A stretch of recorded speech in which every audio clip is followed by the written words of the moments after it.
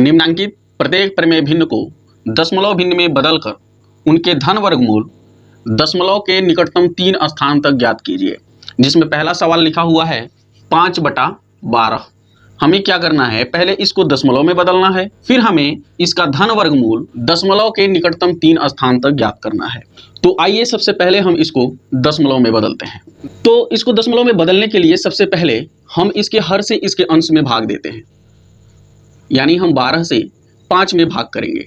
12 से 5 में भाग नहीं जाएगा तो हम दशमलव लगाकर यहाँ 0 बढ़ा लेंगे। अब हम 12 का पहाड़ा 50 में पढ़ेंगे, इतनी बार पढ़ेंगे या तो 50 हो या 50 से कम हो, इससे अधिक नहीं होना चाहिए। यानी 12 चौको 48।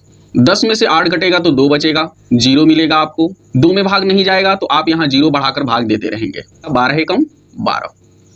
10 में से 2 गया, 8 बचा और यहाँ 0 मिला। अब फिर 0 बढ़ाएंगे, 12 छके 72 होगा।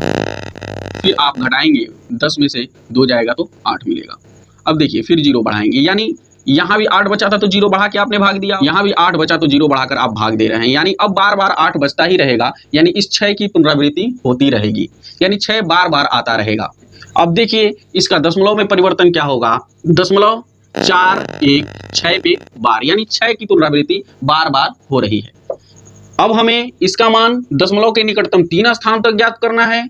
तो हम यह संख्या जब लिखेंगे यहाँ उसका मान ज्ञात करने के लिए, यानी उसका धन वर्गमूल निकालने के लिए, तो हम इस संख्या में 6 को इतनी बार लिखेंगे ताकि दशमलव के दाहिने तरफ 4 जोड़े बनाए जा सकें। जैसे दशमलव 4 1 1 जोड़ा हुआ, ये 6 6 1 जोड़ा, यानी 2 जोड़े बन गए।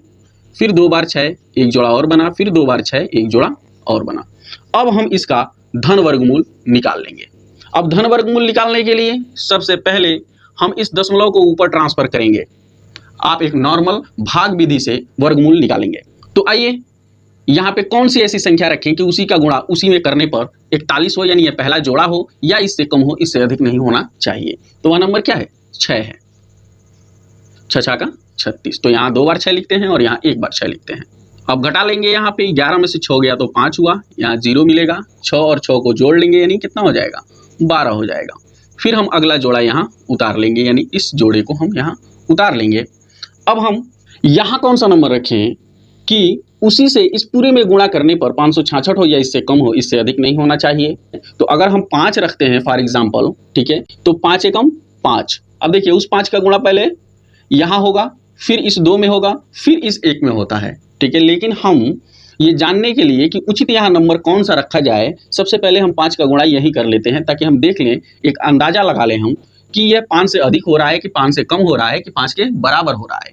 तो मान लीजिए कि 5 का गुणा इस 2 में करेंगे तो 10 होगा, ठीक है। एक हासिल बचेगा, 5 एकम 5 और एक हासिल उसमें जुड़ेगा 6, यानी 566 से अधिक हो जाएगा। यानी यहाँ 6 जब मिलेगा तो 566 से अधिक हो जाएगा।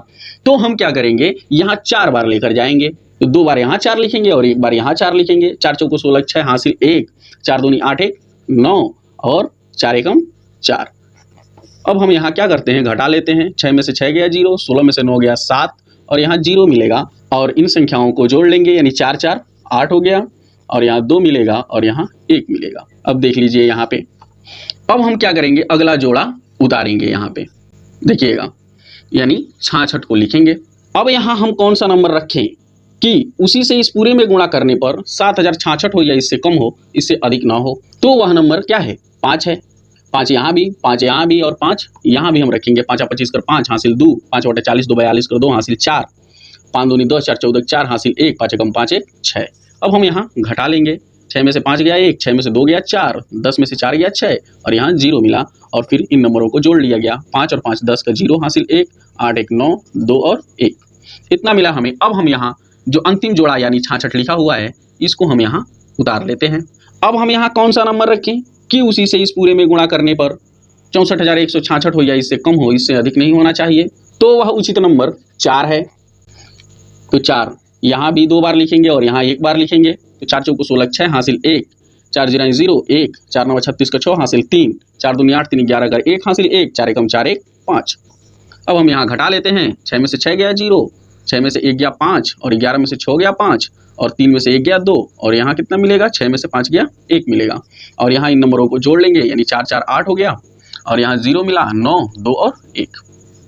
आप एक काम करिएगा, बिना दशमलव का ये नंबर लिखिएगा और इसमें 2 का गुणा करके देखिएगा कि 12,908 मिलता है कि नहीं। हमें कमेंट में जरूर बताएंगे आप। तो इतना हमें ये मिला, ठीक है। यानी एक्चुअल अगर हम देखें, ठीक है, तो 5/12 कड़ी के अंदर इसका दशमलव में बदलने पर मान हुआ 0.416। इसका वर्गमूल हमें कितना मिला 0.6454 और ये दशमलव के चौथे स्थान तक मान है, आप देखेंगे। लेकिन हमसे पूछ रहा है दशमलव के 3 स्थान तक मान, ठीक है।